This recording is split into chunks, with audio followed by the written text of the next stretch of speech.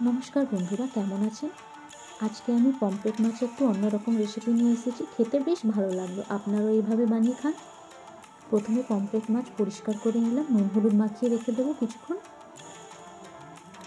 নুনটা ভালোভাবে ঢুকে যাবে মাছের ভিতরে। এইভাবে মশলা তৈরি করে নিচ্ছি। সমান সমান সর্ষে, পোস্ত, লঙ্কা, ধনে পাতা দিয়ে দিলাম।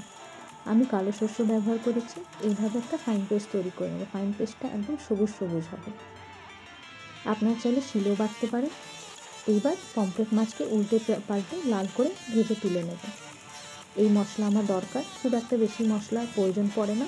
পেঁয়াজ বাটা, রসুন বাটা, কাঁচা লঙ্কা, টমেটো বাটা আর সেই ফাইন পেস্টটা। সেই মাছ ভাজা তেলে কালো জিরে দিয়ে দিলাম। এইবার পেঁয়াজ বাটা, রসুন বাটা দিয়ে দেবো। ভালোভাবে একটু ভেজে নেব যাতে পেঁয়াজ আর রসুনের কাঁচা গন্ধটা চলে যায়। এইবার টমেটো বাটাটা দিয়ে দিলাম। স্বাদ মতন নুন হলুদ দিয়ে দেবো। হলুদটা খুব অল্প পরিমাণেই দেবো। এই মাছটা একটু সবুজ সবুজ হয়, হলুদটা বেশি পড়ে গেলে একটু ফেড হয়ে যায় কালারটা। একটু লঙ্কা গুঁড়ো দিলাম, আবার একবার ভেজে নেব। এবার বেটে রাখা সেই সর্ষে, পোস্ত, কাঁচা লঙ্কা, ধনে পাতা বাটা যে ছিল সেটা দিয়ে দিলাম।